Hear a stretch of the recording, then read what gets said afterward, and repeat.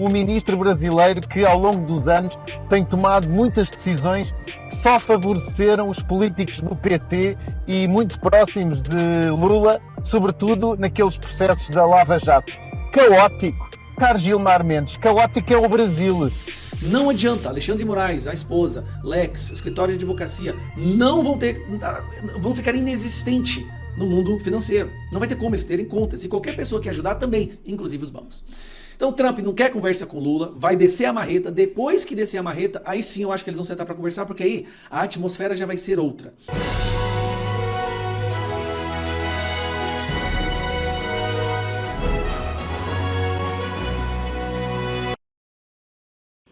Fala pessoal, seja muito bem-vindo. Se você é de direita, patriota, então você está no lugar certo. Eu já estou chegando trazendo uma notícia do ministro Gilmar Mendes, que tomou um verdadeiro sermão de um deputado português. O ministro foi simplesmente humilhado. Você vai ver essa notícia agora aqui no canal, que vai te dar muita satisfação. O ministro Gilmar Mendes foi para um evento em Portugal, falou besteira por lá e tomou um sermão. Vou trazer essa matéria aqui para você na tela e também o vídeo do deputado dando aí esse esporro no ministro Gilmar Mendes. Mas antes eu peço para que você se inscreva no canal, deixe o seu like e compartilhe o vídeo. Olha aqui, Gilmar Mendes provoca mal-estar ao criticar serviço de imigração português. Em resposta às críticas, o deputado Pedro Frazão afirmou que o país europeu não aceita sermões de brasileiros próximo de Lula. No encerramento do segundo Fórum para o Futuro da Tributação, realizado em Lisboa na sexta-feira 3, o ministro Gilmar Mendes, decano do Supremo Tribunal Federal, criticou os serviços de imigração de Portugal. Em entrevista à CNN Portugal, o magistrado brasileiro classificou o sistema como desorganizado e caótico. Além disso, enfatizou a necessidade de reparação imediata diante dos atrasos, falhas recorrentes e da insegurança jurídica enfrentada por brasileiros e pessoas de outras nacionalidades que buscam regularização no país. Pedro Frazão, deputado português e vice-presidente do partido Chega de Direita, respondeu às declarações de Gilmar Mendes. O parlamentar usou as redes sociais para criticar o ministro. O dirigente partidário afirmou que em Portugal não precisa de sermões do Brasil, precisa de ordem, de lei e de respeito pelo povo português. Eu vou trazer aqui no canal agora para vocês o vídeo desse deputado português e depois eu quero que vocês deixem a opinião de vocês nos comentários, tá certo? Então assista o vídeo. O ministro do Supremo Tribunal Federal do Brasil, ministro Gilmar Mendes, decidiu vir para o nosso país atacar Portugal. Este brasileiro veio cá chamar os nossos serviços de imigração de desorganizados e caóticos. Imaginem, por não darmos o apoio suficiente aos milhares de brasileiros que vêm para cá. É preciso ter muita lata. Um ministro brasileiro que ao longo dos anos tem tomado muitas decisões que só favoreceram os políticos do PT e muito próximos de Lula, sobretudo naqueles processos da Lava Jato. Caótico, caro Gilmar Mendes, caótico é o Brasil, onde milhões vivem em favelas, onde o crime organizado manda em cidades inteiras e onde a corrupção sem fim já destruiu tantos governos. Mas acha mesmo que é desse sistema como o vosso que vem alguma lição de moral para Portugal? Não vem, não. Portugal tem, de facto, alguns problemas nos serviços de imigração, sim. Sabe porquê? Porque sucessivos governos de esquerda e socialistas como o vosso abriram as portas à entrada descontrolada de estrangeiros sem garantirem os meios de organização necessários. Mas daí a vir um juiz brasileiro fazer discursos inflamados contra o nosso país, isso é uma grande diferença e é uma ofensa gratuita. O Chega já disse várias vezes, o caos nasce da política criminosa de fronteiras abertas e não dos funcionários portugueses que são deixados sem recursos e sem condições. Nós não aceitaremos que um estrangeiro como o senhor venha denegrir a nossa soberania nacional com esses discursos arrogantes. Portugal não precisa de sermões do Brasil, precisa de ordem, de lei e de respeito pelo povo português. E aí, gostaram da lição que o ministro Gilmar Mendes tomou? Eu quero trazer outro vídeo aqui para vocês também do ministro Gilmar Mendes sendo recebido com carinho em Portugal por patriotas. Gilmar Mendes é recebido com muito carinho por brasileiros em Portugal. Olha, pessoal, eu vou te mostrar aqui esse vídeo do ministro Gilmar Mendes sendo recebido por brasileiros com todo amor, com todo carinho lá em Portugal. Esse vídeo ressurgiu mais uma vez na internet e viralizou na data de hoje porque ele representa a indignação de milhões de brasileiros com tudo que o STF hoje representa. As violações à Constituição, as violações da lei, as violações dos direitos humanos, a politização da justiça, a instrumentalização da justiça para favorecer amigos e prejudicar inimigos, a blindagem dos corruptos, a leniência com a criminalidade do colarinho branco e até com aquela de rua. Nesse nosso encontro com justiça, então, eu vou te mostrar duas coisas. Primeiro, vou te mostrar esse vídeo do Gilmar sendo tratado com todo amor e com todo carinho por brasileiros em Portugal. Segundo, eu vou analisar com vocês se esses brasileiros eles cometeram 5 tipos de crimes. Será que eles praticaram injúria? Será que eles praticaram difamação, calúnia, incitação ao crime ou talvez desacato? Isso para você entender até onde que você pode ir na crítica pública, legítima e legal a autoridades sem você correr riscos de ser punido. Bora então aqui direto ao vídeo. O senhor é de uma injustiça imensurável. Inclusive que o senhor deve estar querendo se disfarçar aqui, né? Andando como um comum dos mortais. E coisa que não é. O senhor não tem vergonha na cara? do que o senhor faz pelo país. Mas a gente viu o senhor de longe. De longe. Que vergonha. A sua cara ninguém consegue. A gente pede pra Deus e levar o senhor pro inferno. Isso é o fim do mundo. O senhor é... E aí, prestou atenção? Essas mulheres fizeram críticas legítimas a Gilmar Mendes ou será que elas ultrapassaram a linha da lei e correm risco de responder por isso nos tribunais, hein? A gente precisa prestar atenção aqui em duas coisas: o que foi dito e o contexto em que foi dito. Essas duas brasileiras, elas fizeram críticas relacionadas à função pública exercida por Gilmar, que é a função de ministro do STF. Portanto, é a função de um juiz, mas da mais alta instância. E por conta dessa função, Gilmar é muito bem pago pelo Estado. Ele detém ainda uma série de outros privilégios que nós, míseros mortais, sequer sonhamos em ter, algo que as mulheres também citam no vídeo. Além disso, ele tem um megafone. O que ele fala vai parar na imprensa, então muitas críticas que ele recebe, ele pode responder usando o megafone dele e tá tudo bem. É liberdade de expressão contra liberdade de expressão. E isso significa dizer que o ministro Gilmar é alguém que está mais suscetível a críticas e ao escrutínio público e que tem que suportá-las e tolerá-las em maior medida do que os outros. Na linguagem do direito, a gente diz que ele tem a esfera de privacidade reduzida. Contudo, essas críticas elas também não podem ultrapassar a linha da lei, porque ele continua sendo um cidadão detentor de direitos. Então agora bora analisar aqui no detalhe o que elas disseram nesse vídeo que já é antigo, mas voltou a viralizar. Acompanhe comigo. Elas disseram primeiro que ele é uma injustiça, ele é de uma injustiça incomensurável. Segundo, que o que ele faz é muito mal para o país. Terceiro, que ele tenta se disfarçar no meio do povo em Portugal como se fosse um mero mortal, quando ele não é. E quarto, elas disseram ali no final, uma delas disse algo mais polêmico. Ela disse: a gente pede a Deus para levar o senhor para o inferno. Olhando para tudo isso, na minha visão, o que elas disseram não se enquadra no primeiro crime, que é o crime de injúria. Crime de injúria é o xingamento, é uma opinião depreciativa. Quando você diz, seu idiota, isso é um crime de injúria. Esse é o crime que acontece quando você xinga alguém. E isso não aconteceu, elas não xingaram diretamente, elas não ofenderam diretamente com palavras de baixo calão. Elas fizeram críticas públicas comuns que se faz a figuras de juízes, como dizer que o juiz é uma vergonha ou que ele desmoraliza a justiça. E qualquer juiz, desde que mundo é mundo, sempre ouviu esse tipo de crítica, que é a crítica típica básica que se faz ao juiz. E que Moro, por exemplo, sofreu por muitos anos, ao longo de toda a Lava Jato, ouviu isso de petistas. Então, eu entendo que elas não configuram essas críticas que elas fizeram uma ofensa pessoal a Gilmar, que se enquadrariam ali no crime de injúria, e pelo contrário, se enquadram ali naquele espaço maior de escrutínio a que o Gilmar Mendes está sujeito pela função relevante que ele exerce. Do mesmo modo, vamos analisar agora o segundo crime, difamação. Difamação é quando você atribui a alguém um fato depreciativo.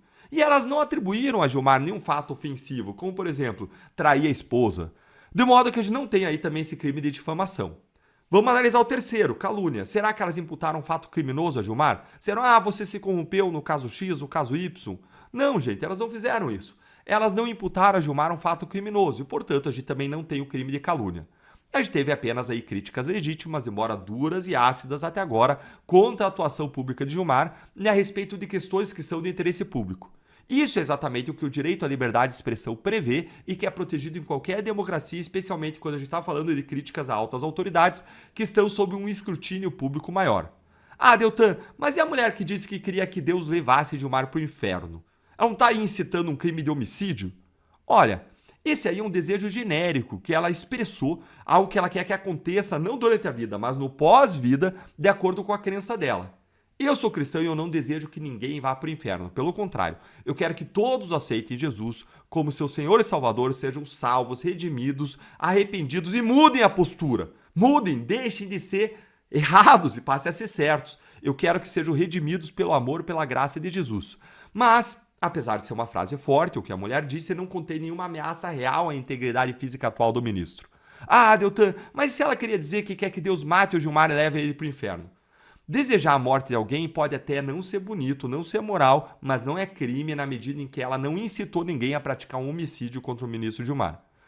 Não há aí, então, um crime de incitação ao crime, ou seja, não tem injúria, não tem calúnia, não tem difamação, não há incitação ao crime. Resta saber agora se tem desacato. O desacato a funcionário público acontece quando alguém ofende, humilha ou desrespeita um funcionário público, não só quando ele está no exercício da função lá dentro do STF, mas também fora do STF, quando o desacato se dá, essa humilhação se dá em razão do exercício da função. E o contexto desse vídeo, com as mulheres seguindo o Gilmar, importunando ele com críticas numa rua pública, diante de outras pessoas, no momento em que ele não está trabalhando, faz com que a liberdade de expressão delas entre aí numa área cinzenta, em que elas podem sim vir a responder pelo crime de desacato por estarem humilhando Gilmar Mendes. Se elas fizessem críticas mais fundamentadas, debate, chegasse, olha, quero conversar com o senhor, eu acho que o senhor errou aqui e ali, coisa mais fundamentada, não configuraria isso. Mas quando elas vão perseguindo, meio que humilhando, fazendo frases mais fortes, isso pode sim configurar um crime de desacato. Mas pior que isso, no contexto atual, de abusos do STF, elas poderiam até indevidamente sofrer o que a família Mantovani sofreu, você lembra? Eles bateram boca com Moraes em um aeroporto em Roma e isso foi inicialmente enquadrado como crime contra a democracia, a abolição violenta do Estado Democrático de Direito, que é absurdo, mas é o que eles estão fazendo. Nós estamos vivendo numa era de absurdos. No nosso clima atual, a conduta dela seria facilmente enquadrada assim. E é por isso que você precisa ter muito cuidado com a forma como você critica autoridades na internet ou nas ruas, no momento autoritário em que a gente vive. Se você gostou de entender melhor o limite do que pode ou não pode falar, quais são os limites, quer saber mais sobre até onde vai seu direito de criticar autoridades ou pessoas de quem você discorda, qual o limite do discurso, e não são só esses os limites que existem, existe crime de racismo, a questão da ideologia de gênero, o tal do discurso de ódio, os cancelamentos. Se você quer entender melhor de tudo isso mais, quais são os riscos legais que você sofre ao criticar políticos e autoridades, como se proteger juridicamente para você exercer sua liberdade de expressão, que é muito importante, ainda mais no momento atual, e fazer isso sem medo, sem riscos. Então presta atenção aqui. Eu preparei um ambiente fechado, exclusivo, para te ensinar tudo isso. É o Mapa Político da Luta pela Liberdade, que é um curso direto ao ponto, sem censura, para você entender seus direitos e não correr riscos desnecessários. Lá você vai aprender sobre os crimes de injúria, calúnia, difamação, incitação ao crime, racismo, o que é discurso de ódio, wokeismo, cancelamento, se pode ou não criticar urnas, justiça eleitoral, como criticar de modo duro sem você ter que pagar uma indenização ou, pior, ir para a cadeia, e quais as medidas que você pode adotar quando alguém ofende você. Clica aqui no link da descrição, nos comentários, ou mira aqui com o seu celular no QR Code para você ver e me dê o privilégio de ser seu professor. Já fui professor de muita gente, mas eu quero ser seu professor. Bom, pessoal, quero trazer outro vídeo para vocês aqui, que é uma bomba. Uma bomba para o governo Lula e uma bomba para os ministros do STF. Donald Trump não está para brincadeira e vem com tudo para cima dos bancos que não obedecerem à lei Magnitsky. Peraí, tem alguma coisa que não está fazendo sentido aqui. Há 2 semanas, a imprensa brasileira estava celebrando, soltando fogos de artifício, dizendo que o Lula tinha conseguido se aproximar do Donald Trump. Aquele discurso do Donald Trump na ONU, dizendo que tinha uma química entre eles e que eles conversariam em breve, talvez na semana seguinte, e que o Lula ia conseguir botar panos quentes e acabar com esse acirramento, essa animosidade entre Brasil e Estados Unidos. A imprensa disse. Bom, teve gente que acreditou. A verdade é que Lula não quer encontrar com o Donald Trump porque sabe que se encontrar vai ser humilhado, vai ser esculachado, como foi o presidente da África do Sul, como foi o Zelensky quando ele foi lá para pedir mais dinheiro na Ucrânia. Então, o Lula ficou meio que rebolando. Bom, o que acontece, na verdade, e agora a imprensa é obrigada a publicar isso, é isso aqui, ó. Trump não indica interlocutores para organizar diálogo com Lula. Obviamente, eles querem justificar que é por causa do shutdown. O shutdown não impede de conversas bilaterais acontecerem. O shutdown só não tem mais votos no Congresso americano. O presidente continua trabalhando normalmente. Então, aquela que seria a grande notícia do Lula, que ia fazer o Lula novamente subir nas pesquisas, na verdade foi uma bala de festim. Trump nem sequer se deu o trabalho de indicar alguém para conversar com o Lula. O governo, o Alckmin, estão tentando, mas não há uma janela de comunicação. Eu vou te dizer por que não há. O Trump só vai conversar e sentar para conversar com o Lula quando o real peso da Magnitsky tiver sido sentido pelos ditadores brasileiros. Como vocês sabem, ministro já perdeu o visto, PGR já perdeu o visto, delegado da Polícia Federal, assessor do Alexandre de Moraes. E o visto é um passo que indica quem vai sofrer a Magnitsky. Só que o que eles perceberam? A Magnitsky não teve o seu impacto realmente sentido, percebido por Moraes, pela esposa, pelas pessoas aqui no Brasil. Porque os bancos brasileiros estavam blindando essas pessoas. E não sou eu quem diz isso. Quem disse isso, e foi muito ingênuo, foi uma entrevista que o Gilmar Mendes falou que, olha, pela percepção dos bancos, a Magnitsky não afeta o Brasil. Opa! Ele cometeu um erro terrível quando ele disse isso, porque ele avisou aos Estados Unidos que os bancos brasileiros basicamente estão mantendo tudo normalmente para Moraes, Viviane, Lex e o escritório de advocacia. Resultado disso, que eu trago para vocês, está aqui, ó. Aliado de Trump nos Estados Unidos quer lupa em bancos brasileiros. Deputado Rick McCormick, aliado de Trump, questionou o secretário do Tesouro sobre medidas para o cumprimento da lei da Magnitsky imposta a Moraes. Então aqui fala que o deputado, aliado de Trump, enviou um ofício ao Tesouro dos Estados Unidos, Scott Bessent, questionando a adoção das medidas para o cumprimento da lei Magnitsky por bancos brasileiros. A sanção foi aplicada pela Casa Branca contra o ministro, tal, isso aqui todo mundo já sabe. Resumindo isso, até o Paulo Figueiredo disse uma das lives que ele fez. Ao invés de colocar Magnitsky nos dois próximos alvos, que são Flávio Dino e Gilmar Mendes, esses são os dois próximos alvos, ao invés de direcionar a Magnitsky neles, eles vão fazer o seguinte, vamos mostrar para essas pessoas o que é a Magnitsky, porque acho que eles não entenderam ainda. Se o Banco do Brasil, Itaú e qualquer outro banco está ainda blindando o Alexandre de Moraes, esses bancos vão ser sancionados. É aqui que é o perigo, é aqui que mora o perigo, tá? O que pode acontecer? Cortar completamente o vínculo desses bancos com o sistema financeiro internacional, com o SWIFT, impossibilitar os correntistas desses bancos a ter cartão de crédito, sem falar em multas bilionárias para esses bancos.